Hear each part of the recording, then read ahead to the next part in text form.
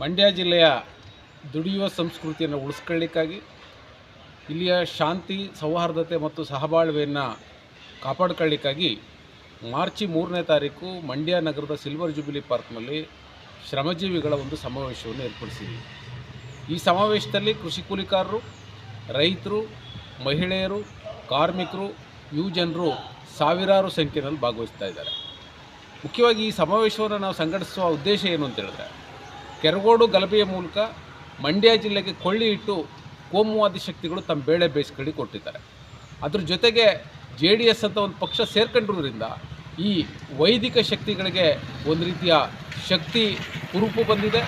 ಹಾಗಾಗಿ JDS ಜೊತೆ ಸೇರ್ಕೊಂಡಿರ್ತಕ್ಕಂಥ ಕೋಮುವಾದಿಗಳ ಜೊತೆ ಸೇರ್ಕೊಂಡಿರ್ತಕ್ಕಂಥ JDSಗಳನ್ನು ಜನತೆ ನಿರ್ಣಾಯಕವಾಗಿ ತಿರಸ್ಕರಿಸಬೇಕು. ಆ ಮೂಲಕ ಮಂಡ್ಯ ಜಿಲ್ಲೆಯ ಸೌಹಾರ್ದತೆಯನ್ನು, ಮಂಡ್ಯ ಜಿಲ್ಲೆಯ ಜಾತ್ಯತೀತ ಪರಂಪರೆಯನ್ನು, ಮಂಡ್ಯ ಜಿಲ್ಲೆಯ ಶಾಂತಿ ಸಹಬಾಳ್ವೆಯನ್ನು ಎತ್ತಿಡಿಲಿಕ್ಕೆ ಸಾಧ್ಯ ಆಗಬೇಕು ಅಂತೇಳಿ ಈ ಸಮಾವೇಶವನ್ನು ಕರೆದಿದ್ದೀವಿ.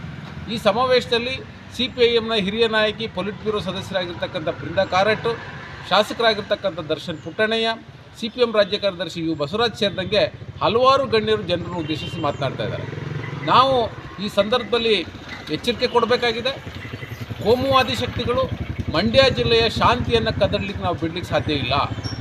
ಇಲ್ಲಿಯ ಜನರ ಜ್ವಲಂತ ಸಮಸ್ಯೆಗಳೇನಿದ್ದಾವೆ, ಆ ಜ್ವಲಂತ ಸಮಸ್ಯೆಗಳ ಬಗ್ಗೆ ಮಾತಾಡೋದ್ರ ಬದಲಾಗಿ, ಇಲ್ಲಿಯ ಕಬ್ಬು ಬೆಳೆ ಬಗ್ಗೆ ಮಾತಾಡೋದ್ರ ಬದಲಾಗಿ, ಇಲ್ಲಿಯ ಬರದ ಬಗ್ಗೆ ಮಾತನಾಡೋದ್ರ ಬದಲಾಗಿ, ಇಲ್ಲಿಯ ಬಡತನದ ಮಾತಾಡೋದ್ರ ಬದಲಾಗಿ, ಇಲ್ಲಿಯ ಅನಕ್ಷರತೆ ಮತ್ತು ನಿರುದ್ಯೋಗದ ಮಾತಾಡೋದ್ರ ಬದಲಾಗಿ ಇವರು ಮಾತನಾಡ್ತಾ ಇರ್ತಕ್ಕಂಥದ್ದು ಬಾವುಟದ ವಿಷಯ.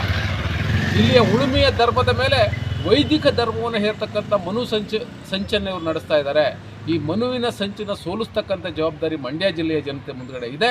ಹಾಗಾಗಿ ಇವರ ಸೋಲಿಗೆ ಮುನ್ನುಡಿ ಬರೀಬೇಕು, ಈ ಕೋಮುವಾದಿ ಶಕ್ತಿಗಳ ಸೋಲಿಗೆ ಮುನ್ನುಡಿ ಬರೀಬೇಕು ಅನ್ನೋ ಕಾರಣಕ್ಕಾಗಿ ಮಾರ್ಚ್ 3ನೇ ತಾರೀಕು CPIM ಪಕ್ಷ ಈ ಶ್ರಮಜೀವಿಗಳ ಸಮಾವೇಶವನ್ನು ಸಂಘಟಿಸಿದೆ. CPIMನ ಈ ಶ್ರಮಜೀವಿಗಳ ಸಮಾವೇಶಕ್ಕೆ ಮಂಡ್ಯ ಜಿಲ್ಲೆಯ ಎಲ್ಲ ಜಾತ್ಯತೀತ ಪರರು, ಎಲ್ಲ ಸೌಹಾರ್ದ ಪ್ರಿಯರು, ಶಾಂತಿ ಪ್ರಿಯರು, ಪ್ರಗತಿಪರ ಶಕ್ತಿಗಳು ಭಾಗವಹಿಸಿ ಈ ಶ್ರಮಜೀವಿಗಳ ಸಮಾವೇಶವನ್ನು ಯಶಸ್ವಿಗೊಳಿಸೋದ್ರ ಮುಖಾಂತರ ಕೋಮುವಾದಿಗಳ ಸೋಲಿಗೆ ಮುನ್ನುಡಿ ಬರೀಬೇಕು ಅಂತೇಳಿ ನಾವು ಮನವಿ ಮಾಡ್ತಾಯಿದ್ದೀವಿ.